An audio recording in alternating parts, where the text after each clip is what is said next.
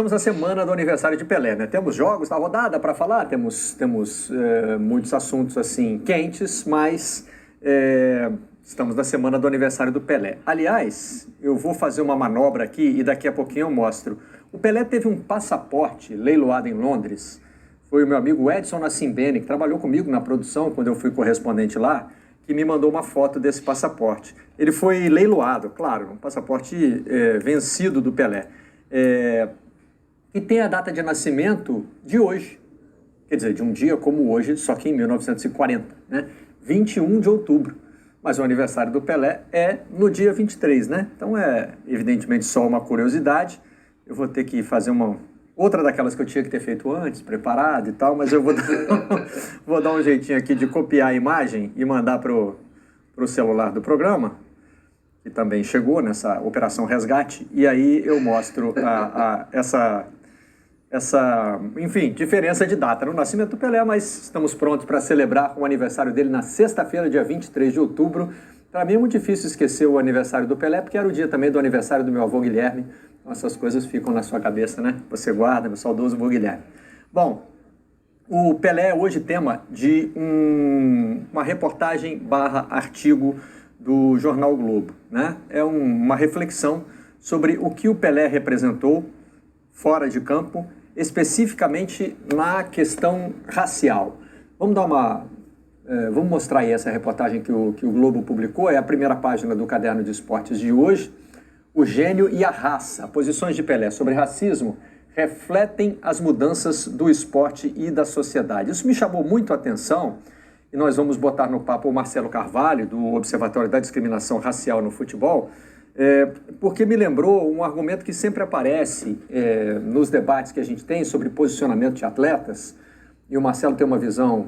Marcelo já está com a gente. Bom dia, Xará, tudo bem? Bem-vindo. Bom dia, Xará, bom dia, Barreto, bom dia, Milton, bom dia, Garamboni. Prazer estar aqui com vocês. Marcelo, que é ouvido nessa reportagem, né? E nas participações que já fez conosco, ele é um grande parceiro do Redação Sport TV, a gente está sempre aprendendo muito com ele, com o trabalho do Observatório. O Marcelo já fez colocações muito interessantes sobre essa cobrança que a gente faz do posicionamento do atleta negro, né? E ele já pontuou como às vezes é difícil também para um atleta assumir esse papel, como ele precisa de apoio, né? Apoio da sociedade, apoio dos seus pares, e como também a gente não cobra o mesmo posicionamento de atletas brancos, né? E o racismo é um problema criado, inventado pelos brancos, e deveria também ser debatido por nós brancos. Xará, o Pelé viveu tudo isso numa época em que o debate sobre questões raciais estava muito mais atrasado do que hoje, né? Hoje a gente, não sei se a gente já pode comemorar, se o debate está avançado, mas enfim, passinhos que sejam a gente está dando no sentido de conversar sobre isso, né?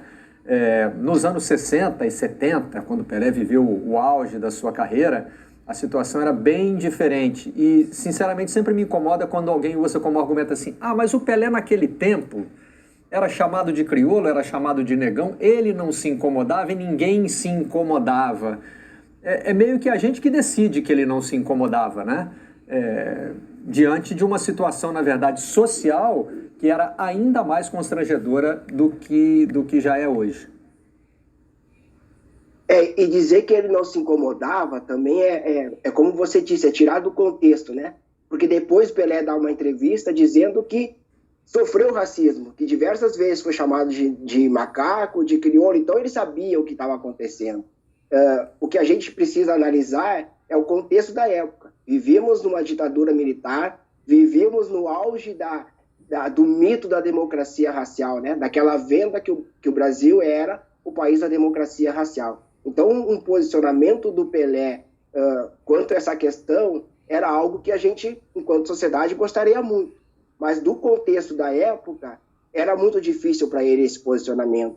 Como você falou, dos apontamentos de ser chamado de macaco, ser chamado de crioulo, muitas desses termos eram utilizados até mesmo pela imprensa. Chamava o Pelé de crioulo. Então, é difícil a gente imaginar, com o olhar de hoje, um posicionamento maior do Pelé, né? E sempre se vendeu essa história e o Pelé nunca se posicionou. E a gente vai descobrindo diversos posicionamentos do Pelé. O que a gente não teve foi o maior engajamento, mas que também não sei se seria possível para aquela época. Tinha aí também uma armadilha, né? No fato de que nós já lemos, né, Milton, Garamba, textos super elogiosos sobre o Pelé, em que ele era chamado de crioulo, né? Às vezes era o santo crioulo, o divino crioulo, né? O texto em si era mais uma saudação ao talento do Pelé. Só que essa palavra vinha dentro de um texto elogioso, ou seja, então parecia que ela estava ali sendo amenizada, né? Quando na verdade ela só estava sendo usada fora de contexto. O Barreto, eu sou um pouco mais velho que vocês, então eu lembro muito disso, desculpa, Marcelo, mas eu só queria fazer um comentário, porque vocês estavam falando de chamarem de crioulo, de chamarem de negão, e eu me lembro, quando eu era garoto, na Copa de 70 eu tinha 11 anos, então, como menino eu acompanhei boa parte da carreira do Pelé, ali a parte final da carreira do Pelé. Eu lembro que a mídia, e aí quando o Marcelo fala sobre a importância que a gente tem, né, como participantes da mídia, de como é fundamental a gente ter cuidado com as coisas que fala e estar embasado para falar. Eu me lembro quando eu era pequeno, era muito comum você ouvir dizer no rádio, porque era o rádio que era a grande força da época, era muito comum você ver em programas de televisão, nos jornais e tal, se referirem ao Pelé como o negro de alma branca, que era para dizer que ele era uma boa pessoa, que ele era um cara bacana, mas a alma tinha que ser branca, a alma não podia ser negra. Quer dizer, para você ver como as circunstâncias, como o contexto daquela época era completamente diferente desse de hoje, como o Marcelo disse. E mais do que isso, né? Boa parte da carreira, ou maior parte da carreira do Pelé, a gente viveu sob ditadura militar, né? Que tinha um outro contexto também para você ficar se manifestando e expondo pensamentos muito claramente, né? Eu acho que na nossa carreira, sim, né, Garamba, a gente viveu meio que uma transição, né? Nos nossos textos não existia essa liberdade de usar palavras como crioulo, como negão, né? A gente já sabia que isso era uma coisa que, mesmo num contexto elogioso, você não... Mas eu acho que também nós somos de uma geração que ainda tratava com uma certa naturalidade e, às vezes, dizendo que tinha um exagero nesse questionamento, né?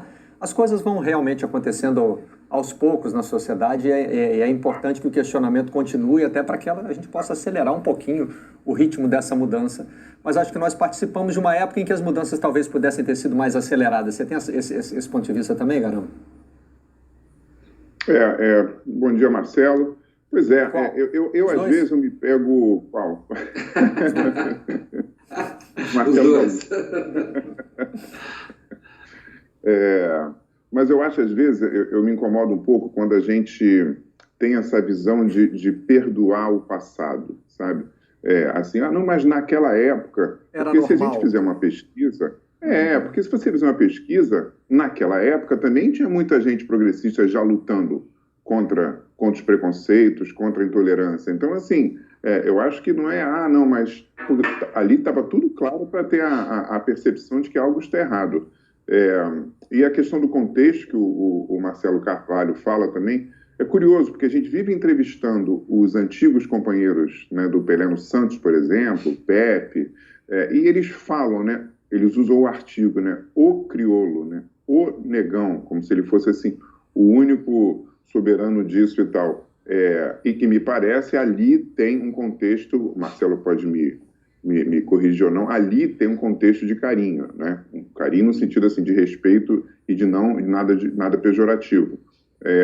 Agora, acho também que a gente tem que pensar uma coisa que também me incomoda quando essa cobrança ao Pelé, por isso eu fiquei muito feliz, assim, muito bacanas as declarações do Marcelo nas reportagens e tal, dizendo, olha só, ele várias vezes ele se posicionou, e mais, o sucesso dele já era uma mensagem política, eu acho. Você vê, ele era um rei negro do mundo inteiro, né? Muito antes do Pantera Negra, do rei de Wakanda lá.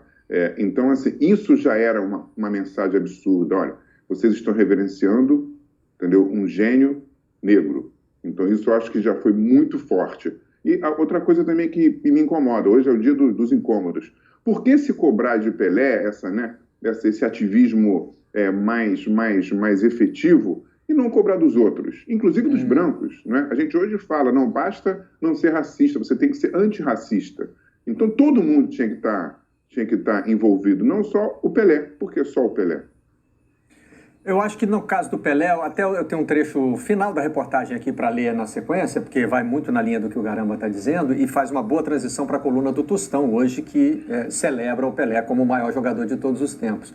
Mas você acha, Xará, que tinha talvez a sombra do Muhammad Ali, que é ali um contemporâneo do Pelé e que nos olhos da imprensa mundial foi um cara que teve um posicionamento muito forte?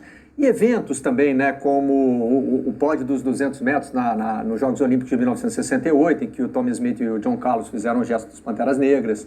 Enfim, talvez existisse já um começo de movimentação no esporte mundial e se esperava que o Pelé, como sendo o grande nome do futebol, precisasse seguir essa trilha. Com certeza. A comparação é justamente essa, né? Dos atletas americanos naquele momento de posicionamento e do não posicionamento do Pelé nesse sentido. Então isso também é muito cruel, né? Porque nós estamos falando de atletas americanos que não estão sozinhos. Nós vamos citar 3 ou 4 atletas ativistas que se manifestavam naquele momento.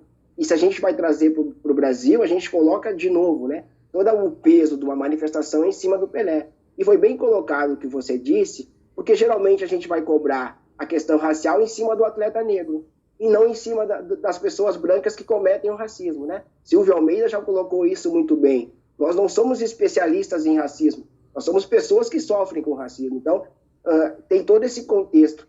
E foi muito bem colocada a expressão do negro de alma branca, porque eu tenho 47 anos e durante a minha infância, naquele colégio particular, quando eu era o único, eu sempre ouvi isso.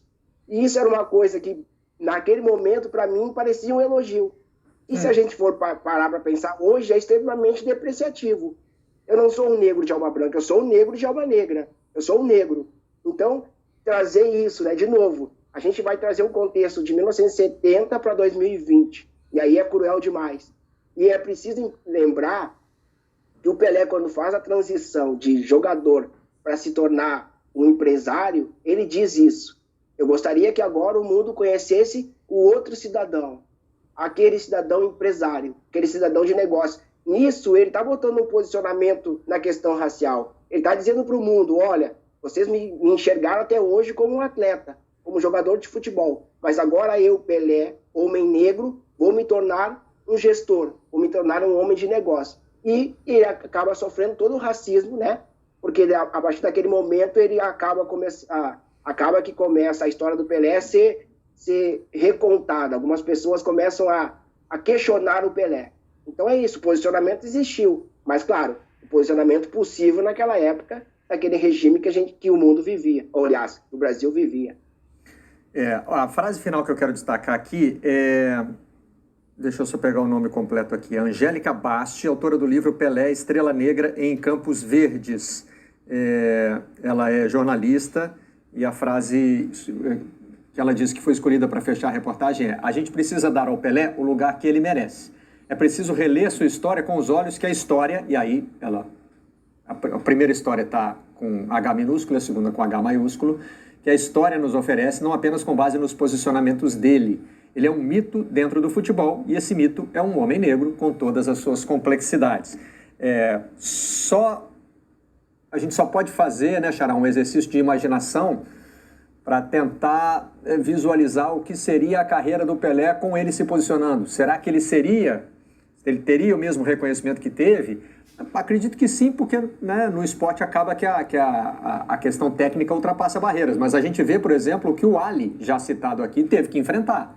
Ele perde cinturão, ele se recusa a lutar na guerra do Vietnã, então por isso não pode também lutar, né? Lutar em outro sentido, né? Exercer a sua atividade, a do boxe, dentro dos Estados Unidos. Então sempre teve consequência também, né? A gente fica apontando para os pioneiros hoje, dizendo, pô, esses foram os caras que abriram o caminho, mas abrir o caminho, né, tem um preço. O que aconteceu com aqueles atletas americanos, né? O presidente do Comitê Olímpico Internacional, que era americano, quis expulsar os dois dos Jogos Olímpicos, né? Foi a primeira reação. Isso. E o exercício que eu faço hoje é em relação ao Lewis Hamilton. Lewis Hamilton está uma vitória de se tornar o maior vencedor da Fórmula 1. Mas ele não está uma vitória de se tornar o maior piloto da Fórmula 1. Porque o maior piloto da Fórmula 1 é um título que nós, sociedade, vamos dar a ele, ou não. E nesse momento que ele está se posicionando, eu faço um exercício e digo que dificilmente ele vai receber esse título.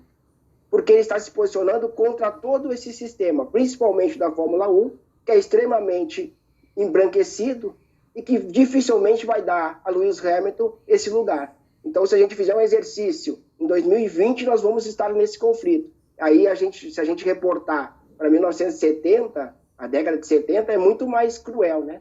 Então, é um exercício que a gente precisa saber fazer para imaginar o que seria Pelé se tivesse se posicionado. E basta lembrar do jogo de despedida dele, o quanto foi esvaziado por conta da recusa dele de jogar a Copa de 74. Vamos trazer o Tostão também para o nosso papo, infelizmente não ao vivo, né? Embora o convite ao Tostão seja permanente aqui no Redação Sport TV. Eu lembro que era Istambul, né? Na Turquia, que tinha uma candidatura permanente à sede dos Jogos Olímpicos. Aqui a gente tem um convite permanente ao Tostão para participar do Redação. Quando a gente não pode presencialmente, mesmo que por vídeo, vamos com a coluna dele com essa pergunta: a perfeição existe? Pelé tinha no mais alto nível todas as qualidades técnicas, físicas e emocionais. E aí o Tostão entra naquele debate que a gente adora, né? E tem sempre alguém que aparece para dizer: mas não é possível, porque são épocas diferentes, não sei o que, mas não interessa, a gente faz mesmo assim, que é comparar o Pelé com o Messi, com o Cristiano Ronaldo, com aqueles candidatos a seus sucessores, né? Eu imagino que na bancada de hoje não exista nenhum convertido aos novos tempos aí, né? Ninguém que vá querer botar o Messi no trono do Pelé. Nenhuma chance. Não. Ó, eu já botei o Messi no trono do Maradona. Tá bom para ele, né? Tá aí sim. Aí sim. Porque é isso que o Tostão fala, né? E que a gente tenta convencer, às vezes, a molecada, é exatamente isso. Como que o Pelé era completo. Isso, para mim, é impressionante. Porque ele sabe fazer gol. Eu sempre uso o presente. Não tem, para mim, o Pelé é eterno, igual o filme, né? Então, ele sabe fazer gol de cabeça, driblando, na arrancada, de primeira, de esquerda, de direita. Então, é impressionante. Eu acho que se a gente que gosta de futebol... E desculpa, mas só para terminar, tem uma coisa que no Bem Amigos de segunda-feira eu fiquei cutucando o pessoal para falar, eles acabaram não falando, que eu acho que a gente esquece de falar. Acho que o PVC, Mansur são muito melhores que nós nisso. Assim, taticamente, o Pelé também era excelente. Taticamente, ele era um cara que sabia exatamente fazer o vai e vem. A gente reviu esses jogos da Copa 70, ver como ele ajuda na marcação também, como ele na hora que o time está atrás, ele é obrigado a fazer as tais arrancadas, mas quando o time está mais compacto, ele toca a bola, entendeu? Eu acho muito interessante isso. Então, completo, se é completo, é o melhor, né? Eu ia pegar o gancho do Isto é Pelé, que tem texto do nosso saudoso companheiro Armando Nogueira, aliás, um dos grandes cronistas da carreira do Pelé, né? Que diz que se o Pelé não tivesse nascido gente, teria nascido bola. O Isto é Pelé tem no DVD tem aqueles extras, né? Com os lances do Pelé compactados. E embora o Pelé seja, para mim, uma referência, né? De carreira, de vida, de futebol, enfim. Para mim, futebol era assim, aquilo que o Pelé faz e todo mundo tenta imitar, né? Para mim, a gente cresceu com essa imagem, né? Mas ver aqueles lances compactados teve um impacto muito grande. Porque eu não vi o Pelé jogar, né, vamos dizer assim, ao vivo ou diretamente pela televisão. Vi, mas quando a memória ainda não estava formada, né? O Milton, nesse sentido, é privilegiado em relação a nós, porque viu a Copa já quando, né, inclusive com um garoto de 11 anos está, né, no auge do começo da sua relação com o futebol, né? Está apaixonado por futebol. Eu tinha 3 anos na Copa de 70. As minhas imagens da Copa de 70, elas são recuperadas. Eu tinha muitas imagens do Pelé na cabeça, mas tecnicamente, aquela condensação de imagens ali foi aquele momento em que a ficha cai. Você fala assim, então, né? Por isso que todo mundo fala que esse cara é isso tudo, ele é mesmo. Porque era gol de direita, de esquerda, de cabeça, de dentro da área, de fora da área, driblando todo mundo, de pênalti, de falta, dando assistência. E eu não estou falando só pelo fato de que ele fazia gol, não, mas assim, com que qualidade ele executava todas as etapas do jogo, né? E se você para pensar na Copa de 70, tem isso que você está falando, da questão tática, né? Como o Pelé é um jogador na Copa de 58 e outro completamente diferente na Copa de 70 e entendendo o seu papel dentro daquele time. Então, agora, eu uma vez já disse assim, que me tornei mais, não sei se tolerante não seria a palavra, mas, sei lá, mais compreensivo com as pessoas de outra geração que insistem em botar o Messi no lugar do Pelé, mais flexível, boa. Porque tem um Isto é Pelé por semana para eles. Se você clicar Messi agora na internet, aparece uma coleção de lances maior do que essa do filme do Aníbal Massaini, né? Então, assim, você vê essas coisas fantásticas que a gente está vendo o Pelé fazer aí, a gente vê com imagens de alta qualidade o tempo todo sendo repetidas. Enfim, é difícil, né? Para quem está vendo o Messi, escrever a história dele agora, é difícil não ficar impactado. Milton? Não, eu ia só dizer o seguinte, dentro dessa linha do que você está falando, o Pelé foi um fenômeno de mídia, mesmo tendo vivido a maior parte da carreira, ou a carreira toda, numa época muito menos midiática do que a gente vive hoje. Se você pega, vai pesquisar, por exemplo, sobre o Maradona, ou sobre o Maradona também, mas o Messi muito mais, você tem imagens do Messi e do Maradona com 11, 12 anos de idade. O Messi, quando chega na Espanha, você tem imagens dele nas categorias de base do Barcelona, quando ele começa a jogar lá. Do Maradona a mesma coisa, do Neymar a mesma coisa, enfim, Cristiano Ronaldo, todos esses caras, eles são acompanhados por uma câmera, porque hoje o celular nos permite isso, desde que começam a ter os primeiros movimentos com bola. A época do Pelé, nós não podemos esquecer que as 3 primeiras Copas das 4 que ele participou, sequer foram mostradas ao vivo para o Brasil. Muitas delas a gente não consegue nem ver um jogo inteiro da Copa, as primeiras lá, porque você não tem videotapes de todas elas. Enfim, então o Pelé foi um fenômeno de mídia. Eu me lembro que as pessoas diziam que a marca Pelé era mais forte que a Coca-Cola, que é a marca mundial mais conhecida, mesmo vivendo numa época muito menos midiática do que hoje. Porque hoje você tem a internet, que a coisa acontece aqui, daqui 30 segundos o cara do outro lado do planeta já está sabendo. Na época do Pelé não era assim. E mesmo assim, ele foi um fenômeno de mídia. Ele se transformou numa das coisas mais conhecidas de todos os tempos na humanidade, né? Então, para os garotos de hoje terem ideia da força do Pelé nesse sentido, né? Muito maior do que o Messi, o Cristiano Ronaldo, o Neymar, o pessoal que veio antes, o Maradona, enfim. Porque eles já pegaram uma época em que a mídia é uma potência muito mais forte. O Pelé tem uma coisa, só para encerrar, não quero me alongar, até porque eu sei que o programa de sexta-feira deve falar muito mais do Pelé, mas eu não vou estar no programa de sexta-feira. Eu estive pessoalmente com o Pelé em 3 oportunidades. Uma delas num programa do qual eu participava na TV Record, lá em 1994, um pouquinho antes da Copa dos Estados Unidos. Depois eu estive com ele em 98, na França, quando eu estava na ESPN Brasil. Nós fomos transmitir um jogo, aliás, meu parceiro era o Tostão, e eu tenho uma foto aqui hoje em casa, que estou eu, o Tostão e o Pelé. Esse ataque aí, Milton, Tostão e Pelé. Só craque. E depois encontrei com o Pelé agora mais recentemente, uns anos atrás, quando uma das empresas dele fez uma parceria com o Paulista de Jundiaí, e o evento de lançamento eles me convidaram para ir lá apresentar, porque eu tenho uma ligação forte também com a Jundiaí. E nos 3 encontros, Marcelos e Garamboni, e pessoal de casa, o que mais me chama a atenção no Pelé é a energia dele. Eu sou pisciano, então eu acredito muito nessas coisas. O Pelé, ele entra num recinto, ele muda a energia do lugar. Eu me lembro que quando a primeira vez que eu encontrei com ele, que foi no estúdio da TV Record em São Paulo, quando ele chegou, você percebe que dá uma mudada no ar, né? Então o Pelé é uma coisa que é difícil de explicar, né? Por isso que o título Isto é Pelé é sensacional, porque você vê as imagens, você tem um pouco da noção do que ele representou para esse esporte e para o esporte em geral no planeta, né? Também tem um breve depoimento para dar, antes de passar para o Xará. A primeira vez que eu fiquei nervoso apresentando um programa de televisão foi ao ouvir a voz do Pelé. Ele entrou por telefone para falar conosco, o Xará nem tava presente, mas quando ele falou o meu nome, aquilo teve um impacto tão grande. Eu falei assim, o Pelé está falando o meu nome, é isso mesmo? Aí minha mão começou a suar.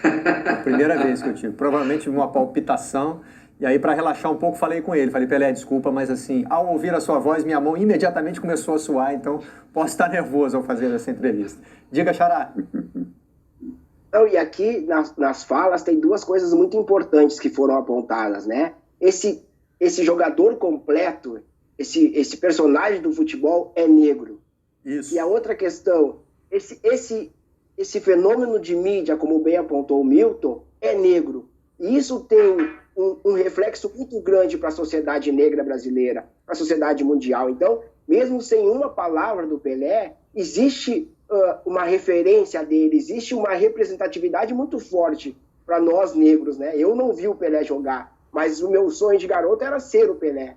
Eu acho que o sonho de muitos garotos era ser o Pelé, né? O Pelé representava isso, representava aquele homem negro em ascensão, num lugar onde a gente dificilmente se imaginava conseguir chegar.